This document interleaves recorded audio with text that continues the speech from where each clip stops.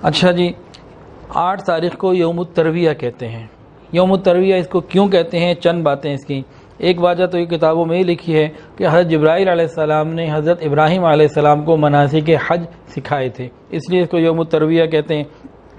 دوسری وجہ کتابوں میں یہ لکھی ہے کہ حضرت آدم علیہ السلام نے اور اماں حوا نے جو ملاقات کی تھی، ایک دوسرے کو دیکھا تھا، تو وہ 8 ذو الحجہ تھی، اس لیے اس کو یوم الترویہ کہتے ہیں۔ اور ایک وجہ اس کی یہ لکھی ہے کہ اسی دن عرب اپنے اونٹوں کو سیراب کرتے تھے، پانی پلاتے تھے، ان کا پورا انتظام کر لیا کرتے تھے کہ اب کئی دن کا سفر ہے، تو اونٹوں کو بالکل سفر کے لیے تیار کر لیا کرتے تھے کہ منی مزدلفہ عرفات کے لیے تیار ہو جائیں، اس لیے بھی اس کو یوم الترویہ کہتے ہیں۔ منی کو منی کیوں کہتے ہیں؟ اس کی ایک وجہ کتابوں میں یہ لکھی ہے کہ منی کو منی اس وجہ سے کہا جاتا ہے کہ لوگ یہاں اللہ رب العزت کے عذاب سے امن مانگ رہے ہوتے ہیں اور امن پا بھی جاتے ہیں، امن ڈھونڈ رہے ہوتے ہیں، تو امن کی نسبت سے اس کو منی کہا گیا۔ 5 نمازیں یہاں پڑھنی، ہماری 5ویں نماز کون سی ہوگی؟ ہماری 5ویں نماز ہوتی ہے 9 تاریخ کی 9 ذو الحجہ کی فجر۔ 9 ذو الحجہ کی فجر کے بعد ایک اور عمل شروع ہو جاتا ہے جو پوری دنیا کے مسلمانوں کے لیے، وہ حاجی ہے یا غیر حاجی، یہ ایام تشریق ہیں، اور ہر نماز کے بعد تکبیرات تشریق پڑھنا واجب ہے، مردوں کے لیے مناسب اونچی آواز سے، عورتوں کے لیے آہستہ آواز سے۔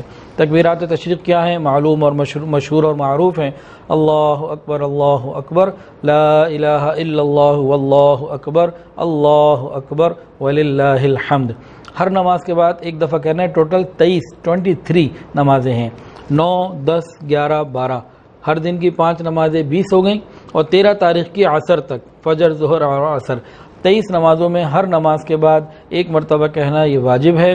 اگر کوئی نہ کہہ سکا، بھول گیا، تو توبہ استغفار ضروری ہے، یہ عمل واجب ہے۔ 9 تاریخ کی صبح ہم لوگ حجاج لوگ جو ہیں وہ پہنچ جاتے ہیں اور منی میں ہوتے ہیں۔ اب انہوں نے آگے مزدلفہ کی تیاری کرنی ہوتی ہے، منی میں ہوتے ہیں اور اب انہوں نے آگے عرفات کے لیے تیاری کرنی ہوتی ہے۔ حج کا پہلا دن صرف ایک کام ہے، 8 تاریخ کو مکہ مکرمہ سے تیاری کر کے نکلے، منی آ گئے، 5 نمازیں یہاں پڑھی، اور اب 9 تاریخ کی صبح فجر کے بعد جب سورج نکل جائے اب عرفات کے لیے روانہ ہونا ہے۔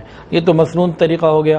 تاہم آج کل کچھ معاملات ایسا بھی ہو جاتا ہے کہ رش کی وجہ سے 8 کی صبح کے بجائے 7 کی رات کو حجاج کو لے جایا جاتا ہے، معلم لے جاتے ہیں، تو علماء نے لکھا ہے کہ اتنے رش اور ازدحام کی وجہ سے یہ عمل جائز ہے، کر سکتے ہیں، حج انشاءاللہ العزیز مکمل ہو جائے گا۔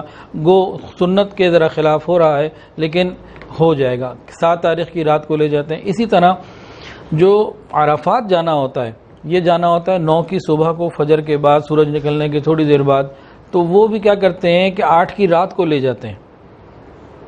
تو اس میں لکھا کہ مجبوری اور ازدحام اور رش کی وجہ سے یہ اگر اس طرح سے انسان کے لیے ہو رہا ہو تو انسان اس کو اختیار کر لے اور اللہ تعالیٰ سے عافیت مانگتے رہے کہ اللہ قبول فرما لیجئے۔ منی سے عرفات جانا ہو یا مکہ سے منی آنا ہو اور درمیان کا رہنا ہو، تو اس میں اللہ اکبر تکبیرات بھی انسان کہے، اور تلبیہ لبیک اللہم لبیک لبیک لا شریک لک لبیک ان الحمد والنعمت لک والملک لا شریک لک، خوب کثرت سے پڑھے۔ حج کی زینت ہے، یہی تو دن ہے، تو اس کو خوب انسان کثرت سے پڑھے۔ اب حج کا جو دوسرا دن ہے، منی سے عرفات آنا ہے، یہ کون سا دن ہے؟ یہ وہ دن ہے جس کے لیے دن گنے جاتے تھے، یہ مرادوں کے پورا ہو جانے کا دن ہے۔ انسان اپنے آپ کو ہر طریقے سے تیار کرے کہ آج اللہ سے معافی مانگنی بھی ہے، اللہ کو منانا بھی ہے، اللہ سے کچھ منوانا ہے اور کچھ ماننا ہے، اس کے انسان ارادے کرے۔ احکام تو اس کے سادہ سے یہی ہیں کہ انسان عرفات میں پہنچ گیا، غروب تک اس نے رہنا ہے، وقوف کرنا ہے، اور غروب کے بعد مزدلفہ چلے جانا ہے۔ احکام کی بات تو مکمل ہو گئی، تاہم اس کے اندر بہت ساری تفصیلات ہیں، بہت ساری چیزیں ہیں، اس کو ہم سمجھ لیتے ہیں، پڑھ لیتے ہیں۔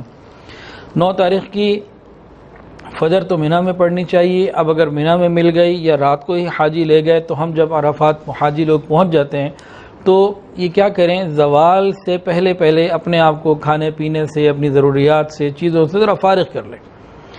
جو وقوف کا وقت ہے یہ زوال سے لے کے غروب آفتاب تک ہے۔ زوال کے فوراً بعد یہ وقت شروع ہو جاتا ہے، انتہائی قیمتی وقت ہے۔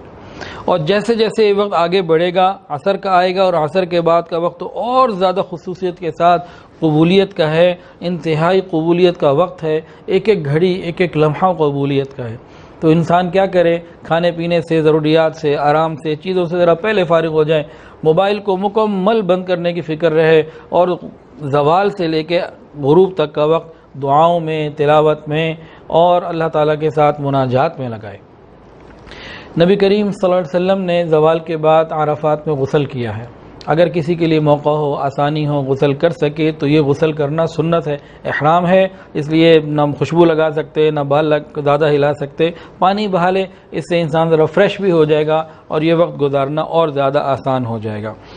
عرفات کے دن روزہ رکھنا، 9 ذی الحجہ کو حاجی کے لیے روزہ نہ رکھنا سنت ہے۔ حاجی کو چاہیے کہ اس نے احرام باندھا ہوا ہے، سفر ہے، اگلے دن کے مراحل بھی ہیں، اور ابھی سارا دن اس نے مانگنا ہے، ہمت کے ساتھ اپنی ہمت کو یہ جمع رکھے اور دعاؤں میں لگا رہے اور غروب آفتاب تک لگا رہے۔